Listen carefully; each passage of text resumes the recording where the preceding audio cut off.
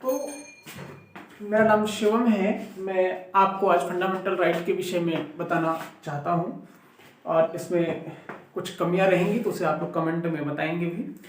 Fundamental right अर्थात मौलिक अधिकार। इसके पहले हम अधिकारों की बात कर लेते हैं। अधिकारों की बात करते हैं। भारत में अधिकार 4 प्रकार के पाए जाते हैं। भारत में अधिकार जो है वह 4 प्रकार के पाए जाते हैं। सबसे पहला अधिकार जो है वह है संवैधानिक अधिकार।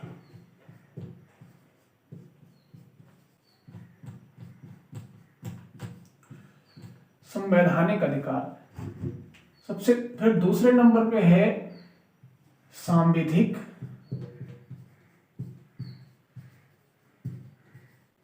विधिक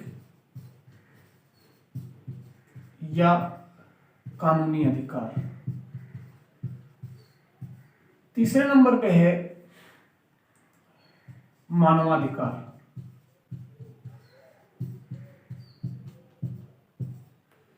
चौथे नंबर पे हमारा फंडामेंटल राइट है ही, जिसके बारे में भी आज हम विस्तृत चर्चा करेंगे। अब देखिए, संवैधानिक अधिकार जो है ऐसा अधिकार जो संविधान में दिया गया है। ऐसा अधिकार जो संविधान में, मूल संविधान में दिया गया है, उसे संवैधानिक अधिकार कहते हैं। लेकिन राज्य विधानमंडल, संसद कोई कानून बनाए, राष्ट्रपति कोई अध्यादेश जारी करे तो वह विधिक, सांविधिक या कानूनी अधिकार के अंतर्गत आता है। चलिए उदाहरण के द्वारा समझेंगे। उदाहरण के द्वारा जैसे मान लीजिए कि आर्टिकल 326 कहता है कि हमें मतदाता सूची में अधिक नाम जो है यह संवैधानिक अधिकार है। लेकिन राइट टू वोट देने का अधिकार, वोट देने का अधिकार PRA act, public representative act 1951, जनप्रतिनिधित्व की धारा या जनप्रतिनिधित्व अधिनियम 1951 के तहत वोट देने का अधिकार जो है 18 साल का कोई हो जाता है तो उसे वोट देने का अधिकार होता है, तो वह कानूनी अधिकार है। ठीक। एक और उदाहरण से समझते हैं कि क्यों, जैसे महिला की बात हुई या वंचित तबकों को अधिकार। अब जैसे महिला की बात हुई, हमारे मूल संविधान में मातृत्व सुरक्षा के अधिकार की बात नहीं की गई थी, उसे कानूनी अधिकार बना करके और प्रयोग में लाया जा रहा है। तो इस तरह से मातृत्व का अधिकार कानूनी अधिकार हो गया। राइट टू वोट जो है, ये कुलदीप नैयर केस में सुप्रीम कोर्ट ने कहा था कि वोट देने का अधिकार कानूनी अधिकार है। मानवाधिकार एक ऐसा अधिकार जो मानव होने के नाते प्राप्त है, और इसमें ये नहीं है कि कोई देता है, ये अधिकार स्वतः प्राप्त है। इस मानव अधिकार में यदि कोई बाधा पहुंचाता है तो उसको जागरूक करने का भी कार्य करना चाहिए। शुद्ध हवा लेने का अधिकार, शुद्ध जल पीने का अधिकार, शुद्ध वातावरण में रहने का अधिकार, अराजक तत्वों से बच करके रहने का अधिकार, तो ये सब जो भी है ये मानवाधिकार के तहत आते हैं। मान लीजिए कि कोई अशिक्षित व्यक्ति है, जागरूक नहीं है, अगर हम उसको सहारा देते हैं, उसको हम सहयोग देते हैं, मदद करते हैं, तो वह, जैसे मान लीजिए कि कोई एक गांव में रह रहा है और अचानक उस गांव के बगल में कोई एक केमिकल की फैक्ट्री खुल रही है, एक ऐसा केमिकल जिससे कि आसपास के लोगों को, वहां के रहने को नुकसान होगा, उन लोगों को पता नहीं है, जागरूकता की कमी है। तो हम जागरूकता लाने के लिए मानवाधिकार के रूप में सुप्रीम कोर्ट में जा सकते हैं और उस केमिकल की फैक्ट्री को वहां से हटा सकते हैं। ठीक है, ये तो मैंने एक एग्जांपल बताया, ऐसा होता नहीं है क्योंकि उसकी बहुत लंबी प्रक्रिया होती है। आगे फंडामेंटल राइट। फंडामेंटल राइट के बारे में अब जानकारी लेते हैं।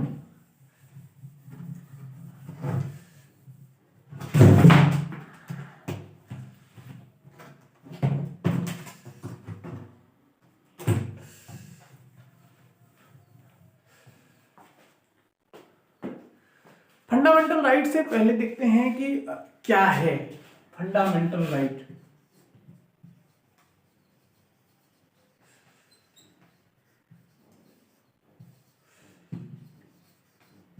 इसे हिंदी में कहते हैं मौलिक अधिकार।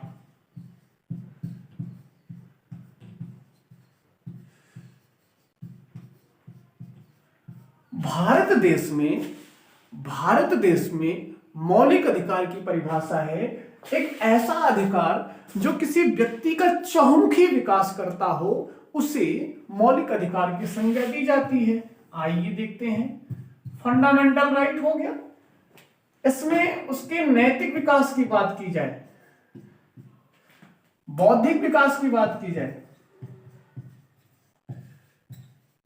या फिर आध्यात्मिक विकास की बात की जाए, या फिर भौतिक विकास की बात की जाए।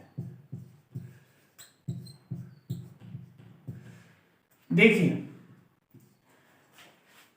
एक ऐसा अधिकार जो भौतिक, नैतिक, बौद्धिक और आध्यात्मिक विकास में आवश्यकता के रूप में विद्यमान हो, उसे मौलिक अधिकार की संज्ञा दी जाती है।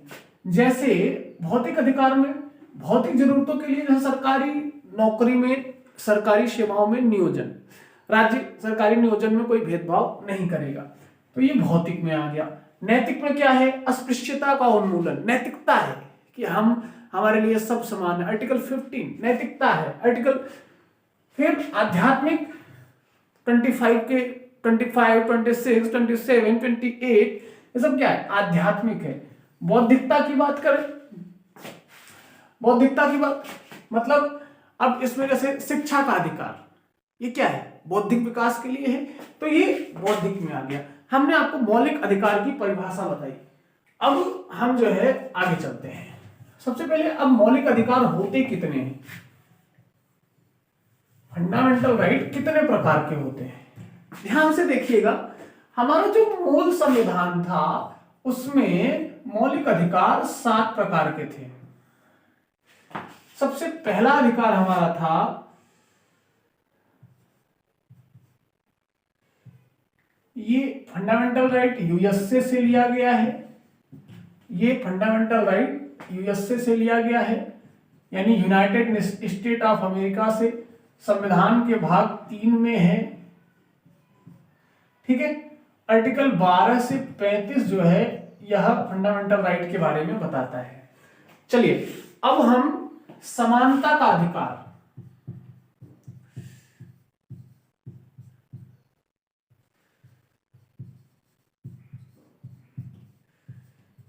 स्वतंत्रता का अधिकार,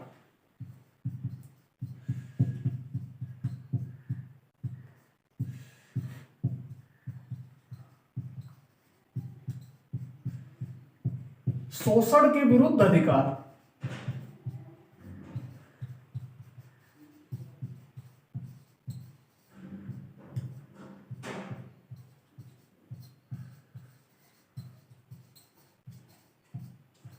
शोषण के विरुद्ध अधिकार, और धार्मिक शिक्षा का अधिकार।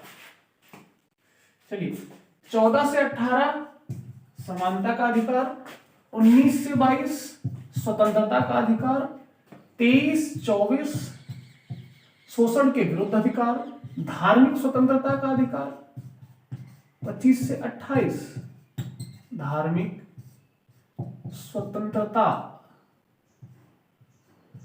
का अधिकार, 25 से 28 सांस्कृतिक और शैक्षिक शिक्षा का अधिकार, 29-30 मतलब अल्पसंख्यक अपने सांस्कृतिक और शैक्षिक शिक्षा का जो वो करेंगे, मतलब उनको राज्य द्वारा डोनेशन किया जाएगा, उनके ऊपर कोई प्रतिबंध नहीं लगाया जाएगा। अपनी संस्कृति शिक्षा की रक्षा के लिए जो अधिकार है वो 29 और 30 है। और लास्ट में आर्टिकल 32 ये संवैधानिक उपचारों का अधिकार, एक एक पे चर्चा करेंगे, कोई चिंता की बात नहीं है। संवैधानिक उपचारों का अधिकार, इसके पहले मैंने मूल संविधान की बात की, तो मूल संविधान में एक आर्टिकल 31 था जो संपत्ति का अधिकार था, जिसे अब हटा करके कानूनी अधिकार बना दिया गया है, 300A में जोड़ दिया गया है। तो ये अधिकार अब नहीं है। तो अब मूल अधिकार हमारे पास कितने हैं? 1 2 3 4 5 6। मूल रूप से मूल संविधान में 7 अधिकार थे, एक अधिकार को खत्म कर दिया गया। बहुत लंबी चर्चा करेंगे उस पर, क्यों खत्म किया गया, क्या है पूरा केस में, सारी चीजें समझेंगे, तो उसके बारे में हम विस्तृत चर्चा करेंगे। आइए समय को ना गंवाते हुए आगे चलते हैं।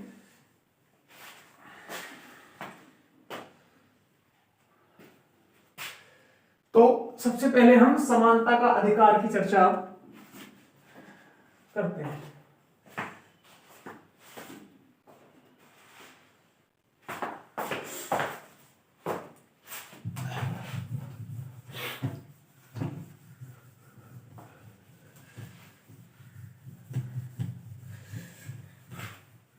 चलिए, हमने पहले बताया कि आर्टिकल 12 से 35 ये फंडामेंटल राइट के अंतर्गत आते हैं। ठीक है, जब आर्टिकल 12 से 35 आते हैं तो चलिए देखते हैं आर्टिकल 12 में क्या है। आर्टिकल 12 में राज्य की परिभाषा है, राज्य की परिभाषा है। अब राज्य की परिभाषा, राज्य में कौन आता है? तो राज्य मतलब राज्यों की विधानमंडल,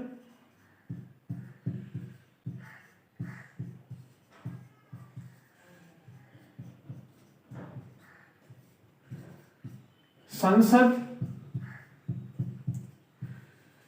एक सीधी सी बात में कहें तो ऐसा कोई भी व्यक्ति या संस्था, ऐसा कोई भी व्यक्ति या संस्था जो सरकार की शक्ति का उपयोग करता है वह राज्य है।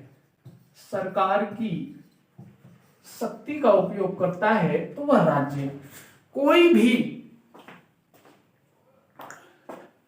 कोई भी व्यक्ति या संस्था जो सरकार की शक्ति का उपयोग करता है वह क्या है?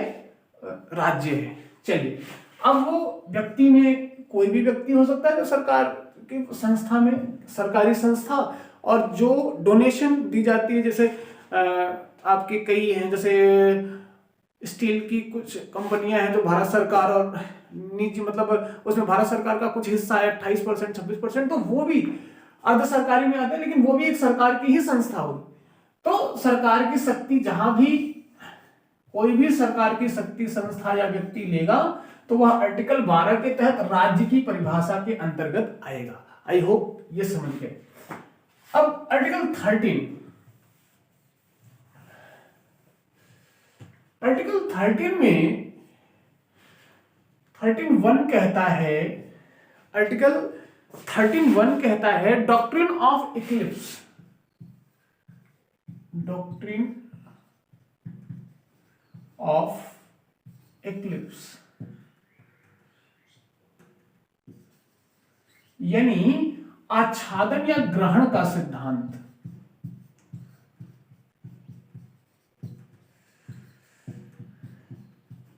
जिस तरह से सूर्य, चंद्रमा, पृथ्वी तीनों रहते तो हैं, ग्रहण के समय में वो एक दूसरे के बीच में आ जाते हैं, तो सूर्य ग्रहण और चंद्रमा ग्रहण जैसी घटनाओं को दिखाते हैं, उसी तरह से यहां पर ऐसा कोई भी अधिकार, जैसे 1861 में बनी आईपीसी का कोई भी लॉ, हमारे यहाँ सारा सब कुछ आईपीसी वगैरह उठा लिया गया है, तो कोई भी लॉ जो 1861 में बना है वह 26 जनवरी 1950 के पहले का कोई भी लॉ जो फंडामेंटल राइट को प्रभावित करता है प्रत्यक्ष या अप्रत्यक्ष रूप से, वह उस पर ग्रहण लग सकता है, लगेगा। ठीक है। लेकिन यदि हमने, जैसे संपत्ति का अधिकार था, अब संपत्ति के अधिकार को हमने जब कानूनी अधिकार 300A में संपत्ति के अधिकार को हमने कानूनी अधिकार बना दिया, संवैधानिक अधिकार बना, सांविधिक अधिकार बना दिया, तो वह जो अधिकार हुआ उस पर ये ग्रहण समाप्त हो गया। ठीक, इसी तरह से जीवन जीने का अधिकार है, अभिव्यक्ति की स्वतंत्रता है, आगे सबके बारे में चर्चा करेंगे। कहने का मतलब है कि ऐसा कोई भी कानून जो 26 जनवरी 1950 के पहले का है और वह मौलिक अधिकार को प्रभावित करता है तो वह शून्य होगा अथवा अप्रभावी होगा। ठीक है। अब 13(2) क्या कहता है? 13(2) कहता है कि नो लॉ, कोई भी ऐसा कानून जो फंडामेंटल राइट को कम या समाप्त कर दे, ऐसा कोई भी लॉ जो फंडामेंटल राइट को कम या समाप्त कर दे, संसद नहीं बना सकती। अर्थात फंडामेंटल राइट को मतलब ना तो खत्म किया जा सकता है ना तो कम किया जा सकता है। आइए देखते हैं। अब यहां से विवाद का जन्म शुरू होता है। आर्टिकल 13(2) जो है ये विवाद को जन्म देता है। यहीं से 1951 में शंकरी प्रसाद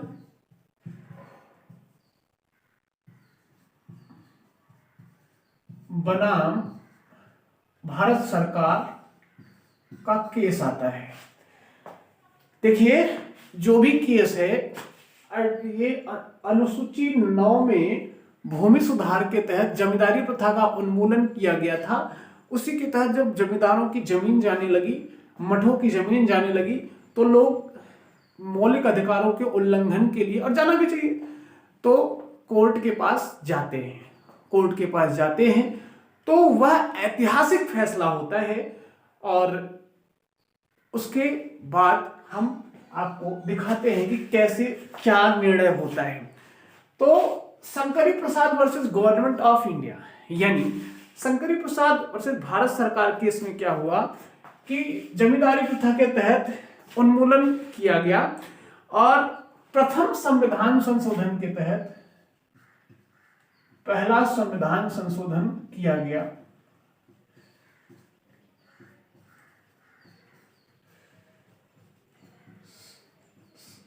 संविधान संशोधन किया गया जमींदारी प्रथा के उल्लंघन के लिए, और तर्क दिया कि भारत की संसद ऐसा कोई भी कानून नहीं बना सकती जो मौलिक अधिकारों को खत्म करे या कम करे। तो Shankari Prasad versus government of India case में इन्होंने 13(2) का बताया कि 13(2) में कहा गया कि संसद ऐसा कोई भी कानून नहीं बनाएगी जिससे मौलिक अधिकार कम या समाप्त हो सके। तो इसको ध्यान में रखते हुए सुप्रीम कोर्ट ने कहा कि नहीं, आर्टिकल 13(2) विधि की परिभाषा के अंतर्गत नहीं आता।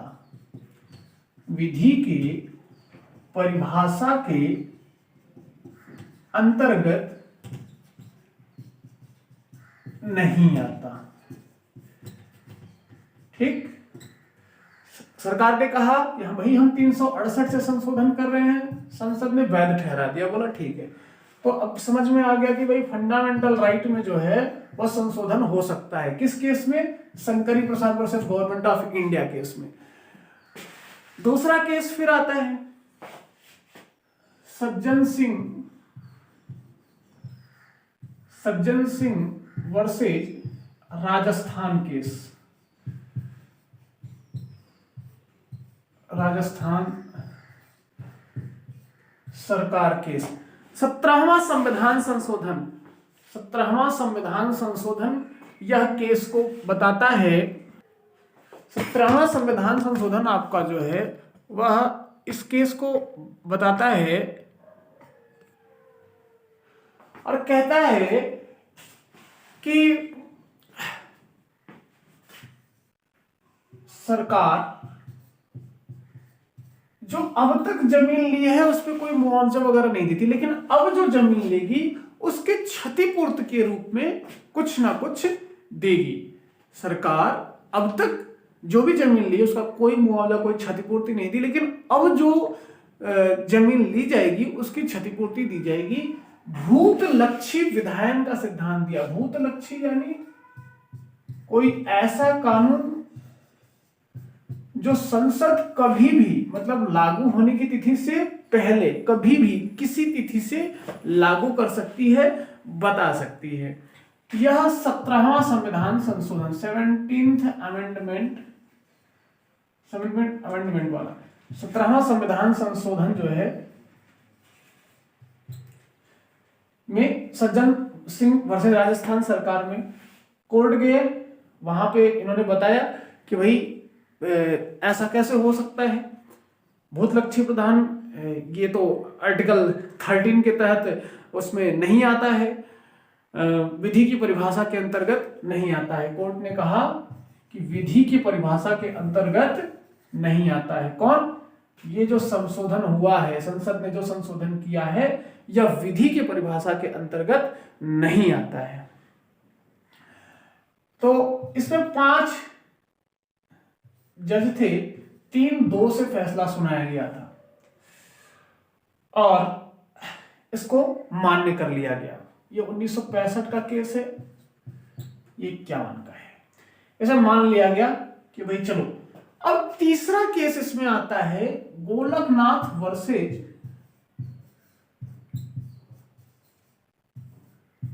पंजाब राज्य केस।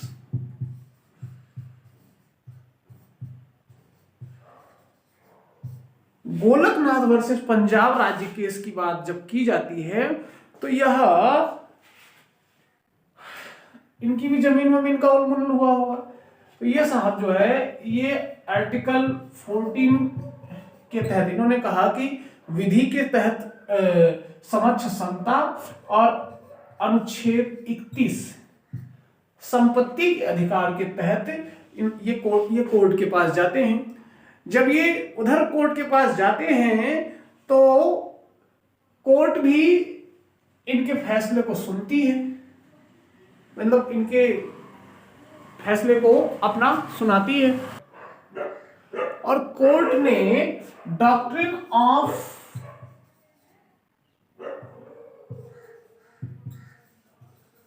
प्रोस्पेक्टिव ओवर रूलिंग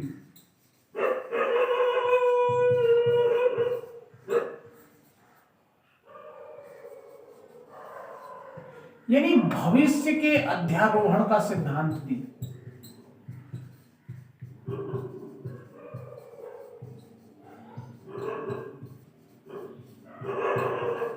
भविष्य के अध्यारोहण का सिद्धांत क्या दी? अध्यारोहण मतलब समाप्त करना। कहने का मतलब कोर्ट ने कहा कि संसद जो है वह, लेकिन वो किसी मौलिक अधिकार को कम या समाप्त नहीं कर सकती।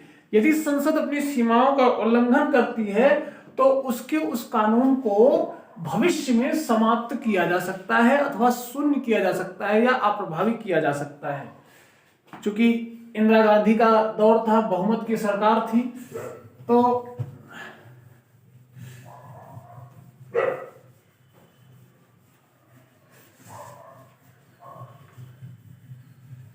इसके बाद तुरंत उन्होंने 24वां संविधान संशोधन किया।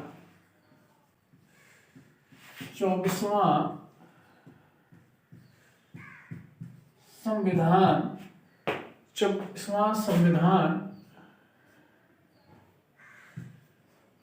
संशोधन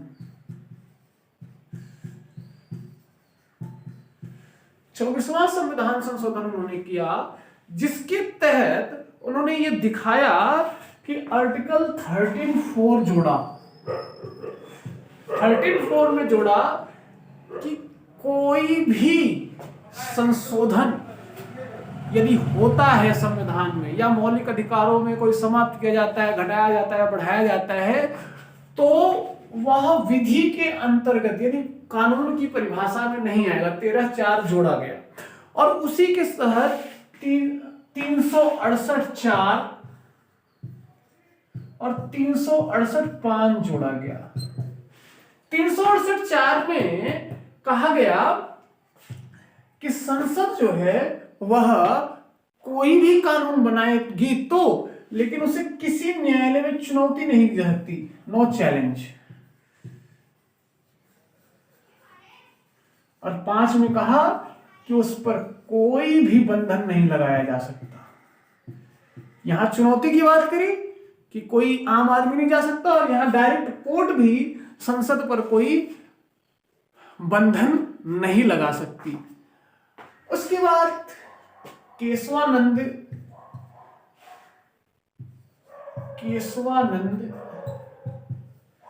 भारती बनाम केरल राज्य की बात आती है। देखिए, 2 केस में तो संशोधन हो सकता है, तीसरे में ऐसा नहीं है कि जो दो संशोधन जब हो रहे थे तो उसमें जो नेतृत्व था ना उस समय क्रांतिकारी नेता थे, उस पर न्यायालय ने भरोसा जताया है कि अभी जो हो रहा है यह देश के लिए अत्यंत आवश्यक है, तो इसलिए उसमें कोई बाधा नहीं लगाई। लेकिन उसके बाद जब हुआ तो वह राजनीतिक आकांक्षाओं से प्रेरित होकर किया जाने लगा, तो न्यायालय ने उस पर फिर बंधन लगाने का प्रयास किया। क्यों? न्यायालय ने कहा भी, अभी आगे बताऊंगा, न्यायालय ने कहा कि ना संसद सर्वोच्च है ना न्यायालय सर्वोच्च है। सर्वोच्च है तो देश का कानून सर्वोच्च है, कानून से ऊपर कोई नहीं है। अब ये केशवानंद साहब जो थे ये हाई कोर्ट में उच्चतम न्यायालय से मतलब हाई कोर्ट से ये हार चुके थे। क्यों? क्योंकि हाई कोर्ट के पास जो है राज्य विधानमंडल का और संसद का कानून था, उसके आधार पर हाई कोर्ट ने कहा कि नहीं, सही कर रही है, अगर आपकी जमीन जा रही है तो कोई दिक्कत नहीं। फिर ये सुप्रीम कोर्ट का दरवाजा खटखटाते हैं। ये एडनीर मठ के संस्थापक थे, केरल के एडनीर मठ के संस्थापक थे, शैव संप्रदाय से आते थे, शंकराचार्य थे ये, और इनकी कई एकड़ भूमि जो है सरकार ले ली। तो केशवानंद भारती केस जो है यह काफी बहुत ज्यादा 1973 का केस है, बहुत ज्यादा चर्चा में रहा। इसमें संविधान ने कहा, न्यायालय ने कहा कि हाँ संशोधन हो सकता है, लेकिन मूल ढांचे के खिलाफ नहीं। इसी में यह मूल ढांचा, संविधान का मूल ढांचा शब्द जो है गढ़ा गया, और तब से लेकर के आज तक चल रहा है। अर्थात संसद ऐसा कोई कानून नहीं बना सकती जो संविधान के मूल ढांचे के विरुद्ध हो, कोई कानून नहीं बना सकती है। जैसे 368(4) तो संसद ने पारित किया, 368(5) पारित किया। 368(3) में संविधान में संशोधन की प्रक्रिया थी, संसद ने उसमें भी संशोधन किया, और संविधान संशोधन की प्रक्रिया के साथ उसमें संसद की शक्ति भी जोड़ दी। संविधान संशोधन करने की संसद की शक्ति, यह शब्द जोड़ा।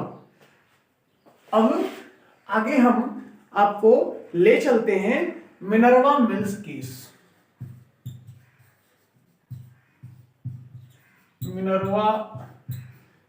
Minerva mills case 1974। Minerva mills case 1974 में क्या किया था, ये कपड़ा मिल थी, आज भी चलती है, और इसका जो है भारत सरकार ने राष्ट्रीयकरण कर दिया। ये सब कोर्ट पहुंचते हैं, जब ये कोर्ट जाते हैं तो वहां इन्होंने कहा कि भाई हमारी कंपनी का, वहां जो है सुप्रीम कोर्ट यानी न्यायालय ने संसद को उसका आईना दिखाया, और वहीं 368(4) को 0 कर दिया, 368(5) को 0 कर दिया, और 13(4) को 0 कर दिया, और कहा कि ना संसद सर्वोच्च ना न्यायपालिका, विधायिका, कार्यपालिका, न्यायपालिका, तीनों सरकार के शासन के अंग हैं और तीनों अपने अपने कार्य को करते हैं। संसद मौलिक अधिकार को संशोधन करके कम या समाप्त कर सकती है, लेकिन संविधान के मूल ढांचे के विरुद्ध नहीं। और जैसे इसमें कहा कि न्यायालय के इन्होंने कहा था ना 368(4) में किसी भी न्यायालय में चुनौती नहीं दी जा सकती, तो वहां भी न्यायालय ने कहा कि संसद न्यायालय के कर्तव्य और अधिकार पर प्रतिबंध नहीं लगा सकती, ना ही कम कर सकती। क्यों? क्योंकि संविधान और मौलिक अधिकारों की रक्षक जो है वो कोर्ट है। ठीक है, आगे अब हम आपको एक चीज और बताते हैं कि ये जो फंडामेंटल राइट है ना, फंडामेंटल राइट मौलिक अधिकार जो है, ये सब जो जा रहे हैं कैसे जा रहे हैं? हमें अधिकार है, आर्टिकल 32 के तहत हम सुप्रीम कोर्ट जा सकते हैं, आर्टिकल 226 के तहत हाई कोर्ट जा सकते हैं डायरेक्ट। एक सामान्य व्यक्ति भी अपने मौलिक अधिकार के उल्लंघन होने पर वह हाई कोर्ट और सुप्रीम कोर्ट डायरेक्ट जा सकता है। दूसरा, विशेष परिस्थिति में ही मौलिक अधिकार को कम या समाप्त किया जा सकता है। और तीसरा, विशेष बहुमत से, विशेष बहुमत से। अब ये हमारा 13(2) खत्म हुआ विवाद का। 13(3) जो है, 13(3) में सभी कानून, अध्यादेश,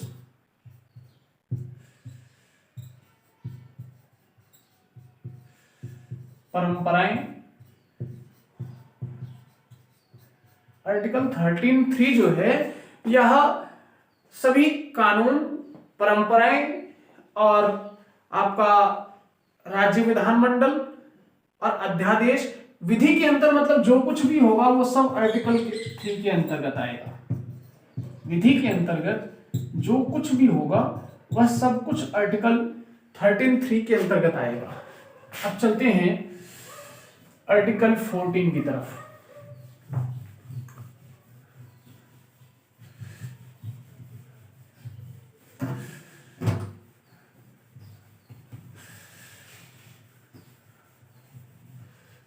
आर्टिकल 14 कहता है, विधि के समक्ष समता,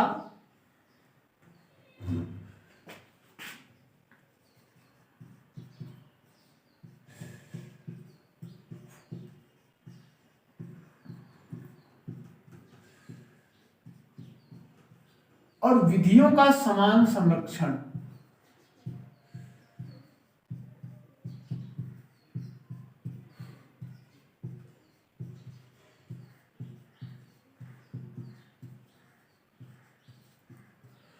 आर्टिकल 14 कहता है कि विधि के समक्ष समता और विधियों का समान संरक्षण। चलिए, इसके पहले हम आपको बताना चाहेंगे कि कानून के समक्ष समता या विधि के समक्ष समता, कानून के समान संरक्षण या विधि के समान संरक्षण का तात्पर्य क्या है। दरअसल यह ब्रिटिश विधिवेत्ता डायसी के द्वारा दिया गया एक कथन है, रेक्स लेक्स और लेक्स रेक्स।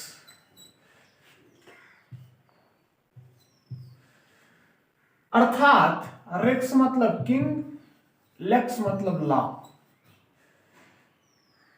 लॉ किंग, मतलब कि राजा ही कानून जहां है वहां राजतंत्र है, अब कानून ही राजा जहां है मतलब कानून ही शासक जहां है वहां लोकतंत्र है, यानी डेमोक्रेसी है। जहां कानून ही शासक है वहां डेमोक्रेसी है, जहां राजा ही कानून है वहां राजतंत्र है। आपने देखा होगा, सुना होगा, देखा नहीं सुना होगा एंशिएंट हिस्ट्री में कि वर्ण जाति व्यवस्था के आधार पर न्याय होता था। तो वो राजतंत्र था। हमारे यहाँ लोकतंत्र में क्या है कि कानून के द्वारा न्याय होता है। ये डायसी थे, डायसी का कथन है। आगे विधि के समक्ष समता, विधि या कानून के समक्ष समता, विधियों का समान संरक्षण। मतलब वर्ण, जाति, लिंग कोई भी हो, इसका एक शब्द में अगर हो तो विशेषाधिकार का न होना, विशेषाधिकार का अभाव, विशेषाधिकार का अभाव। मतलब कि किसी भी व्यक्ति को, वर्ग को, वर्ण को, जाति को, धर्म विशेष को, व्यक्ति विशेष को विशेषाधिकार का अभाव। विधि के समक्ष सभी के लिए समान अधिकार। इसी तरह से विधियों का समान संरक्षण, यानी कि समान लोगों के साथ समान व्यवहार, असमान लोगों के साथ असमान व्यवहार, समान लोगों के साथ समान व्यवहार, असमान लोगों के साथ असमान व्यवहार। जैसे माना कि पीडीएस सिस्टम से गेहूं देना है और गेहूं को अनुसूचित जनजाति के लिए हमें वितरण करना है, तो अब अनुसूचित जनजाति की बस्तियों के साथ साथ एक कॉलोनी जजेज कॉलोनी है और एक प्रोफेसर्स की कॉलोनी है। तो ये जरूरी नहीं है कि सरकार राज्य इन्हें गेहूं दे तो इन्हें भी दे, नहीं। आफत काल में इन्हें सहायता दे तो इन्हें भी दे, नहीं। ये असमान लोग हैं तो इनके साथ असमान व्यवहार, ठीक। ये असमान लोग हैं, यानी ये एसटी कास्ट का जो है और ये जो प्रोफेसर साहब और जजेज कॉलोनी है, ये दोनों असमान हैं, इनके साथ असमान व्यवहार होगा। ये अब जज साहब और प्रोफेसर साहब के साथ जो है वो समान व्यवहार होगा सरकार की योजनाओं का। अब इसी तरह से टैक्स की बात है, इनके वेतन पे टैक्स लगेगा और इससे अप्रत्यक्ष कर लिया जाएगा, प्रत्यक्ष कोई कर नहीं लिया जाएगा। आई होप आपने ये समझ लिया होगा। तो इसी के साथ एक और सिद्धांत है यहां पर, जैसा कि समानता का एक सिद्धांत है, पूर्णता का सिद्धांत और आनुपातिक सिद्धांत। पूर्णता का सिद्धांत, समानता का एक सिद्धांत है, पूर्णता का सिद्धांत और आनुपातिक सिद्धांत। ये जो पूर्णता का सिद्धांत है, इसमें जैसे आप फंडामेंटल राइट, ये सभी के लिए एक समान। आनुपातिक सिद्धांत जैसे टैक्स, जिसको जितना वेतन मिलेगा उसको वैसी व्यवस्था होगी। अब आर्टिकल 15 पे आते हैं। अनुच्छेद 15(1) कहता है कि राज्य किसी भी मूल, वंश, जाति, धर्म, निवास के स्थान पर किसी से भेदभाव नहीं करेगा। राज्य कहता है कि किसी भी धर्म, मूल, वंश, जाति, निवास या जन्म के आधार पर भेदभाव नहीं करेगा।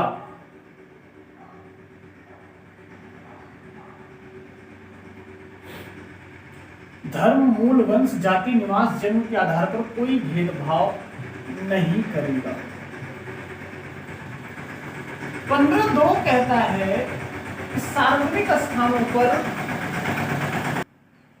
15(2) कहता है कि सार्वजनिक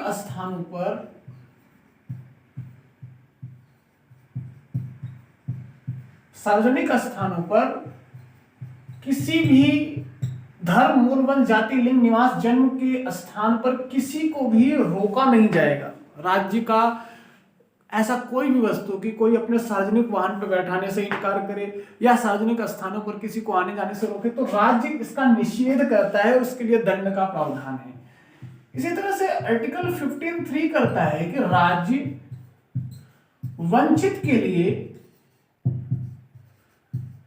कोई विशेष प्रावधान कर सकता है। जैसे नदी के किनारे महिलाएं हैं, वहां वो नहाने के लिए जा रही हैं और वहां कपड़े बदलने के लिए राज्य अलग से प्रबंध कर सकता है।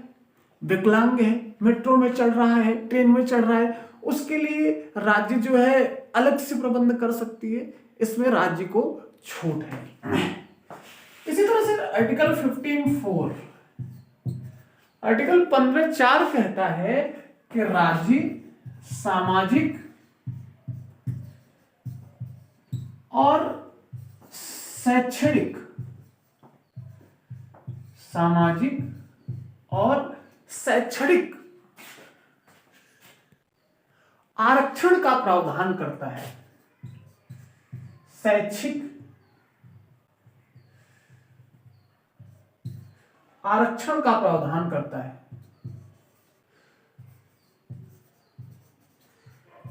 इसमें SC, ST,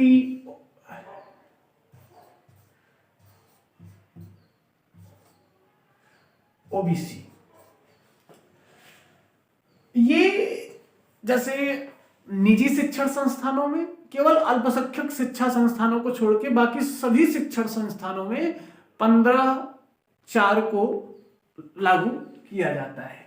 आइए 15(5) जो है वह ओबीसी के लिए होता है। सॉरी, 15(5) में ओबीसी और 15(6) में ईडब्ल्यूएस। 15(4) में सामाजिक शैक्षिक आरक्षण शेड्यूल कास्ट और शेड्यूल ट्राइब्स को दिया जाता है, 15(5) में ओबीसी को, 15(6) में ईडब्ल्यूएस। ये शैक्षणिक आरक्षण है, ध्यान दीजिएगा। सरकारी नियोजन वाली बात, वो सरकारी नौकरी वाली 16 में आएगा, ये 15 में है। अभी नौकरी थोड़ा सा रुकना पड़ेगा। तो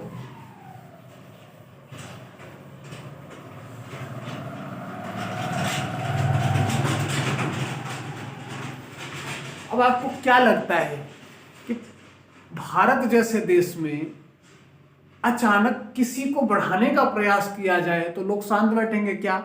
नहीं।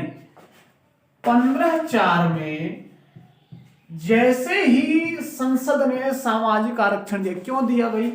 पूना पैक्ट हुआ था, पूना समझौता, गांधी जी और अंबेडकर के मध्य पूना पैक्ट हुआ था। गांधी जी और अंबेडकर के मध्य पूना पैक्ट हुआ था। पूना पैक्ट में इन्होंने कहा था कि हम राजनीतिक, आर्थिक, सामाजिक, शैक्षिक आरक्षण देंगे। तो सरकार बनती है, सरकार बनते ही नेहरू जी 15(4) पहले तो वैसे आरक्षण दिया गया था, लेकिन जब चंपकम दोराई राजन केस, चंपकम दोराई राजन केस, चंपकम दोराई राजन केस जब जाता है तो वहां पर 1950 की बात है, रद्द हो जाता है यह आरक्षण। लेकिन संसद फिर 15(4) से लागू करती है। संसद जब 15(4) से लागू करती है तो सुप्रीम कोर्ट वैध ठहरा देती है, कहती है नहीं, आरक्षण जो है वह वैध है। यह आरक्षण का एक हल्का सा डिबेट था। चलिए अब 16 आर्टिकल 16(1) कहता है कि सरकारी नियोजन में अवसर की समानता, अवसर की समानता। नियोजन मतलब सेवा, सरकारी सेवा में अवसर की समानता, यह आर्टिकल 16(1) कहता है। आर्टिकल 16(2) उसी को विस्तृत करता है, कहता है, आर्टिकल 16(2) कहता है कि राज्य किसी भी जाति, धर्म, मूल वंश, लिंग, निवास, उत्पत्ति के आधार पर किसी से भेदभाव नहीं करेगा। लिंग, जाति, धर्म, मूल वंश, लिंग, निवास, उत्पत्ति के आधार पर किसी से भेदभाव नहीं करेगा, भेदभाव नहीं करेगा। 16(3) कहता है राज्य किसी क्षेत्र को 16(3) कहता है राज्य किसी क्षेत्र को आरक्षित कर सकता है सेवा के लिए। जैसे छत्तीसगढ़ का बस्तर जिला, आंध्र प्रदेश और तेलंगाना, इन दोनों को आरक्षित कर दिया कि भाई यहां के लोगों को, मतलब राज्य जो है वह निवास को किसी क्षेत्र की में सेवा की शर्त बना सकता है। राज्य किसी क्षेत्र को या निवास को सेवा की शर्त बना सकता है। कहने का मतलब राज्य ये कह सकता है कि एक क्षेत्र विशेष का व्यक्ति यही कार्य करेगा, इसके अलावा वह कहीं नहीं जाएगा। जैसे आंध्र प्रदेश और तेलंगाना में चलता है, छत्तीसगढ़ के बस्तर, अन्य जनजाति इलाकों में ऐसा चलता है। अब 16(4) आरक्षण की बात आती है। 16(4) में सरकारी नियोजन में अपर्याप्त प्रतिनिधित्व एवं सामाजिक रूप से पिछड़ेपन के शिकार लोगों को सरकार आरक्षण के द्वारा सरकारी नियोजन में समानता देती है। अब इसमें SC, ST, OBC आते हैं। ठीक, ये देखिए, इसी में मैं पीछे थोड़ा सा गलती कर दिया था। वहां पे 15(4) में केवल SC ST है, 15(5) में OBC है। यहाँ पे 16(4) में तीनों है, SC ST OBC। तो ये तीनों को आरक्षण दिया जा रहा था। तो SC ST की तो कोई बात ही नहीं है, इन्हें तो उसी समय मिल गया था, 15(4) से लागू किया गया था और 16(4) मतलब। अब OBC का आरक्षण जो था ये थोड़ा विवादास्पद विषय था। इसकी एक बैकग्राउंड पे थोड़ा सा नजर डालेंगे। 16(4) में पहला OBC आयोग प्रथम अन्य पिछड़ा वर्ग आयोग,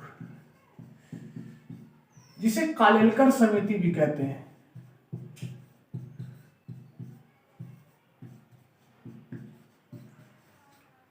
इसने जाति का तर्क दिया। संसद ने नहीं माना, बोला नहीं जाति, क्योंकि वैसी परिस्थितियां थी उस समय, हाल में विभाजन हुआ था। ये 1953 की बात है, विभाजन हुआ था, तो इस तरह से मतलब जाति, भाषा, धर्म के आधार पर थोड़ा सा बचते थे, तो नहीं माना गया। 1979 में फिर द्वितीय आयोग बना, जिसे BP मंडल आयोग कहते हैं।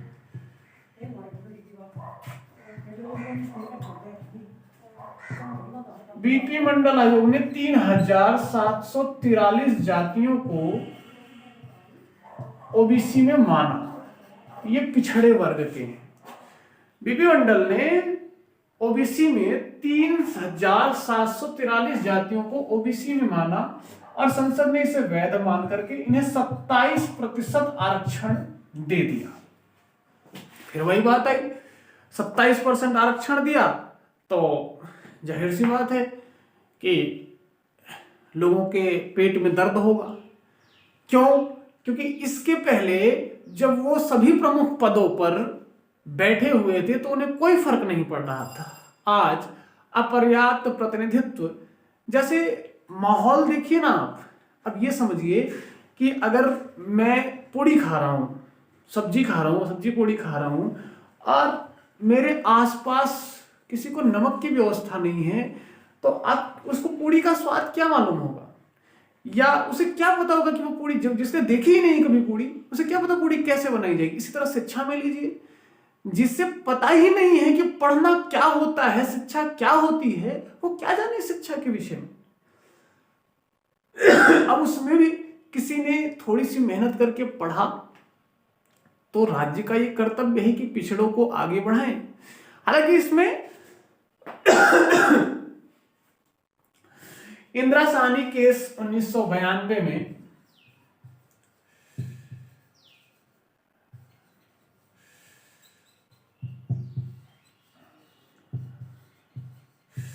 इंदिरा साहनी केस 1992 में जब 1991 में सवर्णों को आरक्षण दिया था 15%, जिसे इकोनॉमिक बैकग्राउंड क्लास से लिया गया था, तो इसके तहत इंदिरा साहनी केस 1992 में ये कोर्ट जाती हैं।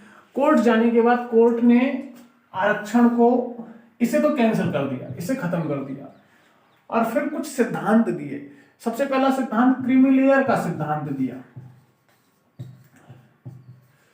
कोर्ट ने कहा कि हमारे यहां जो प्राप्त कर चुके, जैसे अब मान लीजिए कि एक प्रजापति की जाति, अब प्रजापति में बहुत गरीब गरीब लोग थे, उसमें 2 4 10 लोगों के यहाँ जो है सरकारी नौकरियां मिल गई, तो उनके यहाँ एक समय बांधी गई कि इतने 8 लाख से ज्यादा अगर आपके पास क्या कहते हैं धन है या वार्षिक आय है या 2 4 गवर्नमेंट जॉब है, तो आपको इसका लाभ नहीं मिलेगा। यानी मलाईदार परत को हटाने से दूध रहती है, दूध के ऊपर मलाई जम जाती है, तो उस मलाई को हटाएंगे तभी तो नीचे का दूध आएगा, कि सभी मलाई खाते नहीं। और जाहिर सी बात है भाई, अगर हमारा एक हरिजन भाई विकास कर रहा है तो हमारी भी तो ये नैतिक जिम्मेदारी और उत्तरदायित्व तो बनता है कि हम उसे सहयोग करके दूसरे को भी बढ़ाएं, क्योंकि सबका साथ सबका विकास।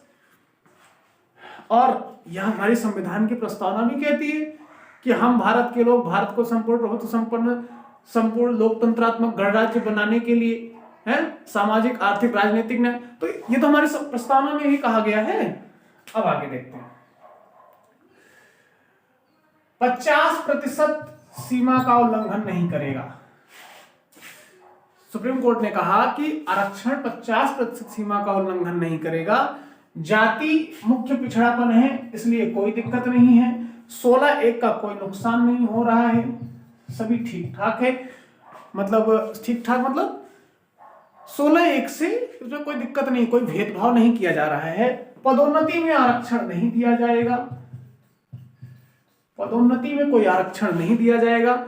और इसके तुरंत बाद पदोन्नति में आरक्षण नहीं दिया जाएगा। इसके तुरंत बाद संसद ने एक कानून पारित किया, 77वां संशोधन।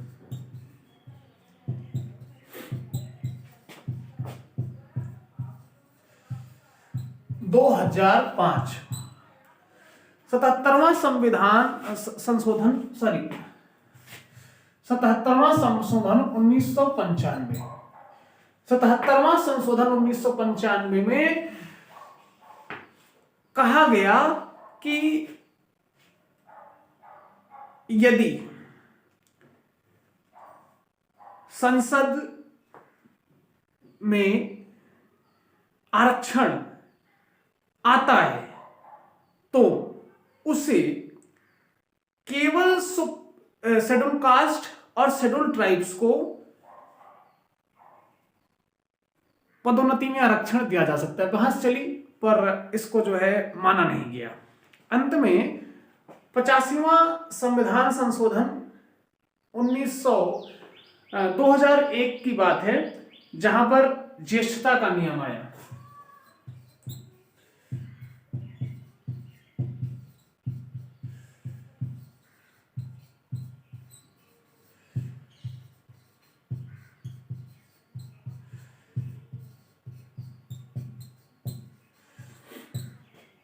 बहस के बाद इसे लागू कर दिया गया, पदोन्नति में आरक्षण लागू हो गया। इसके बाद 85वां संविधान संशोधन 2001 जो है वह ज्येष्ठता का नियम, rule of consequential seniority. M Nagarajan case ने 77वां संविधान संशोधन और 85वां संविधान संशोधन दोनों को चुनौती दी। क्या दी भाई? इसमें इन्होंने 16(4)(a) जोड़ा और इसमें इन्होंने 16(4)(b) जोड़ा, 16(4)(a) जोड़ा कि हम इन्हें पदोन्नति में आरक्षण देंगे, और फिर ज्येष्ठता का नियम भी। अभी बताएंगे ज्येष्ठता का क्या नियम है। 77वां संविधान संशोधन अधिनियम जो है उसके तहत इन्होंने पदोन्नति में आरक्षण दिया, 85वें के बाद ज्येष्ठता का नियम दिया। एम नागराजन केस जो है, एम नागराजन केस पहुंचा, फिर इन्होंने चुनौती दी। 77वां 85वां सुप्रीम कोर्ट ने इसे वैध करार दे दिया। सुप्रीम कोर्ट ने कहा यह वैध है, सुप्रीम कोर्ट ने इसे वैध करार दे दिया। अंत में इन दोनों को मान लिया गया। अब ज्येष्ठता का क्या नियम है देखिए, जैसे मान लीजिए कि 2009 में कोई ऑफिसर बना और 2011 में ये बने। अब ये पदोन्नति में आरक्षण प्राप्त करके 10 साल बाद ये 2019 में हो गए, और ये 5 साल में आरक्षण पा गए 2016 में। मान लो इनको पदोन्नति में आरक्षण मिल गया, और ये 19 में एसपी हुए, और ये 2016 में एसपी हुए। तो ये जो सबसे पहले एसपी हुए, ये सीनियरिटी रहेगी, चाहे ये डीआईजी तक जाएंगे, लेकिन इनके अंदर ये इनसे श्रेष्ठ रहेंगे, ज्येष्ठता का नियम। जबकि जॉब ये इनसे बाद में पाए हैं, लेकिन सीनियरिटी का रूल। चलिए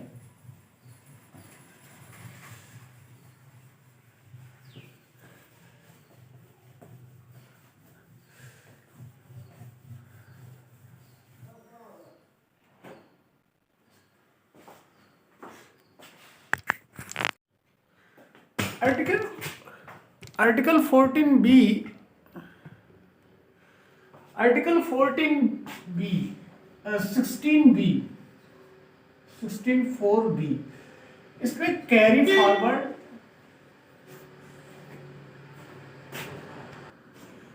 इसमें कैरी फॉरवर्ड और बैकलॉग का प्रिंसिपल है। कैरी फॉरवर्ड एंड बैकलॉग की थ्योरी है। कैरी फॉरवर्ड मतलब जैसे आरक्षण मिला, मान लीजिए कि 2010 में एक यूनिवर्सिटी में 30 लोगों को आरक्षण मिला, और उसमें से 20 पद खाली रहते हैं। 20 पद जब खाली रहते हैं तो ये 20 पद आने वाले 3 सालों तक नहीं भरे जाएंगे, चाहे 50% की सीमा का उल्लंघन ही क्यों ना हो जाए। तो इसे कैरी फॉरवर्ड कहते हैं। और जो ये पीछे का, आगे से पीछे को लिया जाता है, इसे बैकलॉग कहते हैं। तो इस तरीके से यह 81वां संविधान संशोधन के तहत, 81वां संशोधन 2000 के तहत इसे जोड़ा गया। Backlog theory and carry forward और बैकलॉग की बात करी गई। आगे अब हम चलते हैं आर्टिकल 17 पर। सॉरी, आर्टिकल 17 से पहले अभी एक और बचा हुआ है आपका हमारा ईडब्ल्यूएस जो है, इकोनॉमिक्स वीकर सेक्शन, जो 10% आरक्षण मिला था, इसके खिलाफ इंदिरा साहनी केस 2019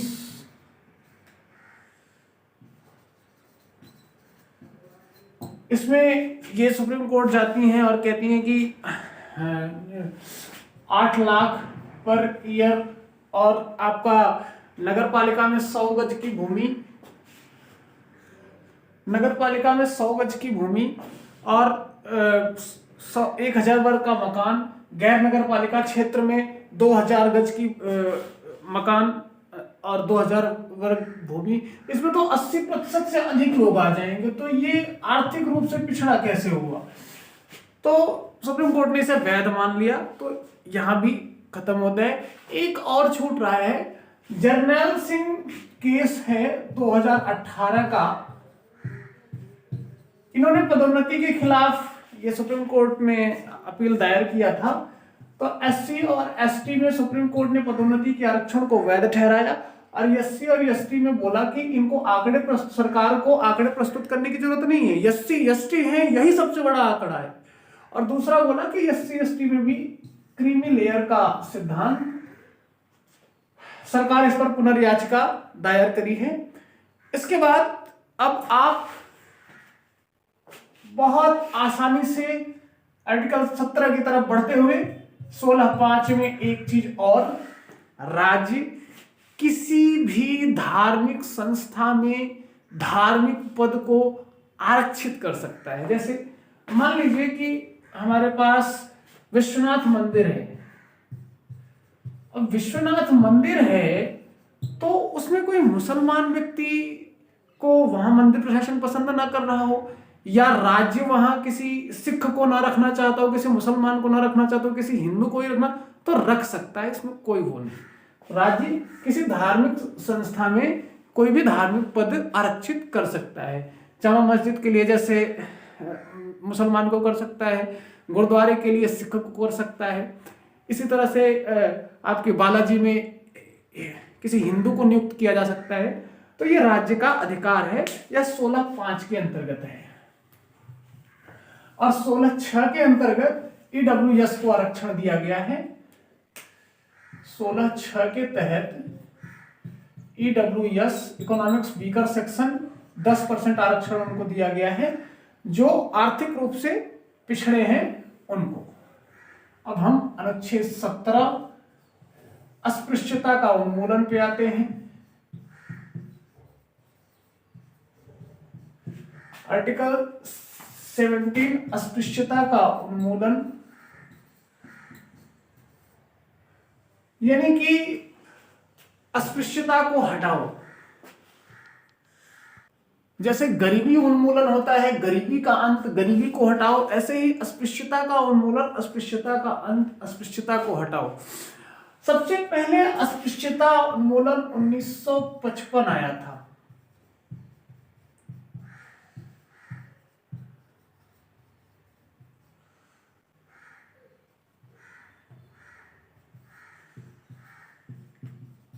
लेकिन अप्रभावी था क्योंकि केवल 80 लोगों के लिए था। इसके बाद 1906 केवल 80 के लिए था, प्रभावी नहीं था।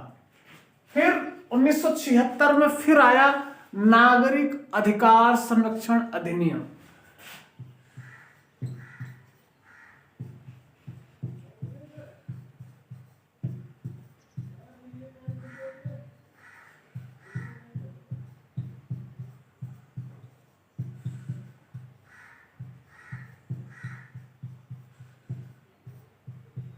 नागरिक अधिकार संरक्षण अधिनियम 1976 में आया।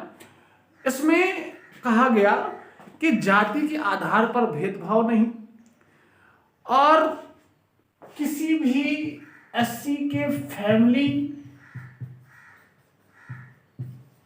या सदस्य को अपमान सूचक शब्द, आटा ना पीसना, बाल ना काटना, या आपत्तिजनक धर्म, जाति, कुछ भी बोलना, इतिहास, दर्शन, धर्म के आधार पर जाति को सही बताना, तो उसके लिए यदि पहली बार ऐसा करता है, फर्स्ट टाइम करता है, तो उससे जो है कुछ सजा का प्रावधान किया गया। क्या सजा?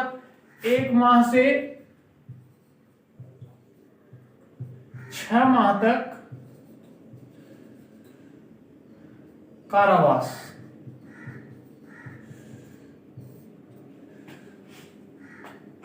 आगे कह रहा है पहली बार यदि वो सजा ऐसी गलती करता है तो उसे 1 माह से 6 माह का कारावास और जुर्माना भी लगाया जाएगा। ये 1976 की बात है, आज की नहीं है। 100 से 500 रुपए का उसको जुर्माना लगाया जा सकता है। दूसरी बार किया तो 6 माह से 1 साल की बात।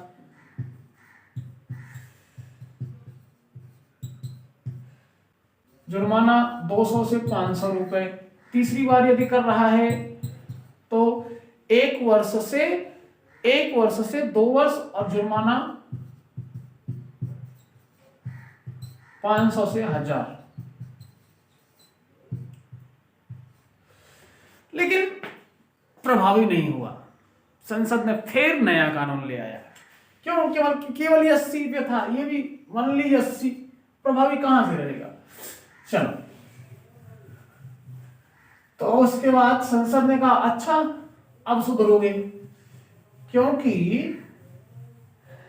इतने बेतुके लोग अपने समाज में रहे कि जिनको यदि कुत्ता उनके बर्तन में खा ले तो उससे कोई फर्क नहीं पड़ता था, लेकिन कोई दलित यदि उनके बर्तन में या उनके चारपाई में बैठ जाए तो उसे अछूत मानते थे, अशुद्ध मानते थे। आप डॉक्टर अम्बेडकर की कहानियों को पढ़ेंगे कि पीसीएस अधिकारी होते हुए भी उन्हें रहने के लिए किसी ने जगह दे दी, सारी भीड़ इकट्ठी हो गई।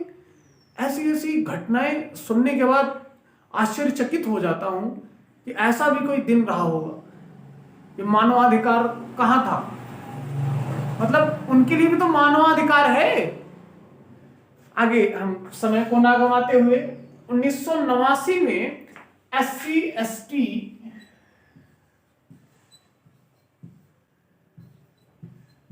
अत्याचार निवारण अधिनियम आया।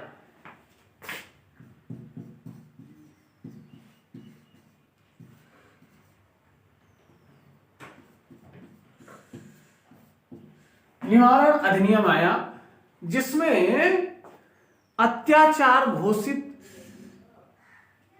हो गया। यदि आपने किसी से बेगार करवाई, किसी का बाल नहीं काटा, किसी की आटा नहीं पीसा, किसी को आपने इतिहास, दर्शन, धर्म के आधार पर जाति सूचक या कुछ भी शब्द बोल दिया, या दबाव से आपने वोट डलवाया, तो सबसे बड़ी बात सजा का प्रावधान 6 मंथ से 5 साल की सजा,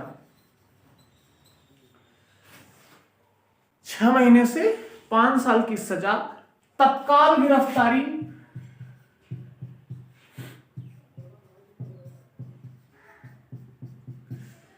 अग्रिम जमानत का निषेध।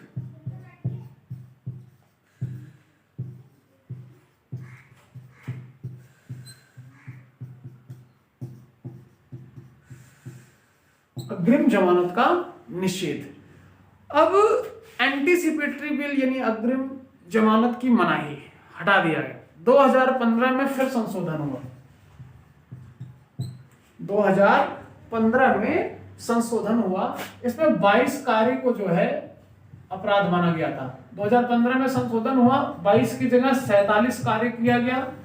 और क्योंकि सुप्रीम कोर्ट ने ये दोनों कैंसिल कर दिया था, संसद ने पुनः इसे लागू किया। बोला नहीं, संसद ने इसे तुरंत लागू किया और विवादों के निपटान के लिए फास्ट ट्रैक कोर्ट का गठन किया। फास्ट ट्रैक कोर्ट का गठन किया। विवादों के निपटारे के लिए फास्ट ट्रैक कोर्ट का गठन यानी विशेष कोर्ट का गठन किया, विशेष न्यायालय का गठन किया। अब हम आगे चलते हैं आर्टिकल 18। अब यह अंतिम है, इसके बाद फिर कभी समय निकाल करके फंडामेंटल राइट हमने कहा है तो पूरा कराएंगे। आर्टिकल 18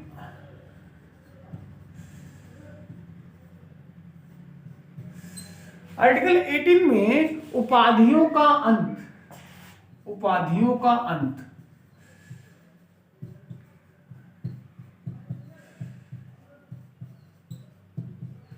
राज्य ऐसा दो को छोड़ करके, एक सैन्य, एक शैक्षिक, दो उपाधि छोड़ करके तीसरी कोई उपाधि नहीं देगा। खान बहादुर, राम बहादुर ऐसी कोई उपाधि नहीं, केवल 2 उपाधि देगा, सैनिक और शैक्षिक उपाधि दे सकता है। भारतीय नागरिक विदेश से बिना राष्ट्रपति की अनुमति के कोई भी उपाधि नहीं ले सकता है। लाभ के पद पे यदि कोई रह रहा है और वह विदेश से कुछ प्राप्त करना चाहता है तो उसमें भी राष्ट्रपति की अनुमति जरूरी होगी। 56 पद को संसद द्वारा कानून बना करके 56 पद को लाभ के पद का अपवाद माना गया है। अब भारत रत्न का मुद्दा आता है, एक बार थोड़ा सा इस पर भी चर्चा कर लेते हैं। अंतिम टॉपिक है भारत रत्न का मुद्दा। भारत रत्न का मुद्दा जो है यह कब का है? भारत रत्न का मुद्दा है 1954 में पद्मश्री, भारत रत्न, पद्मश्री,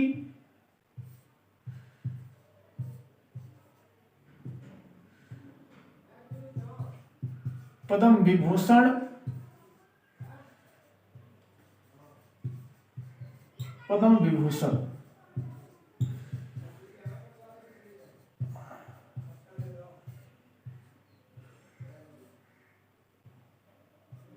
पद्म विभूषण, इसकी आलोचना की जेबी कृपलानी साहब ने। बोले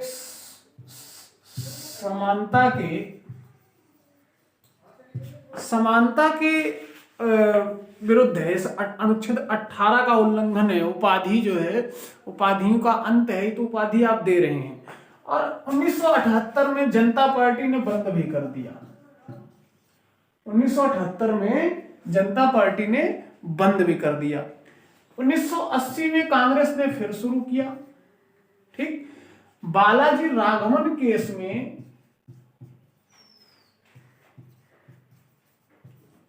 सुप्रीम कोर्ट ने इसे वैध कर दिया। बोले भाई उपाधि और सम्मान में अंतर होता है। उपाधि जो है वह निहित स्वार्थ के लिए होती है, लेकिन सम्मान जो है वह समाज के लिए, देश, विश्व, साहित्य, कला, विज्ञान आदि के क्षेत्र में योगदान के लिए सम्मान दिया जाता है। तो इसलिए यह उपाधि नहीं सम्मान है और यह जारी होगा। सुप्रीम कोर्ट ने वैध ठहरा दिया, तब से लेकर के आज तक इस पर कोई विवाद नहीं है। बहुत बहुत धन्यवाद। अब इसके बाद हम आगे स्वतंत्रता का अधिकार, शोषण के विरुद्ध अधिकार पर चर्चा करेंगे और तीसरे 3 क्लास में खत्म हो जाएगा। पहली क्लास है, इसके बाद 2 क्लासेज और आएंगी, फंडामेंटल राइट, फिर खत्म होगा। विस्तृत चर्चा कर रहे हैं इसलिए समय लग रहा है।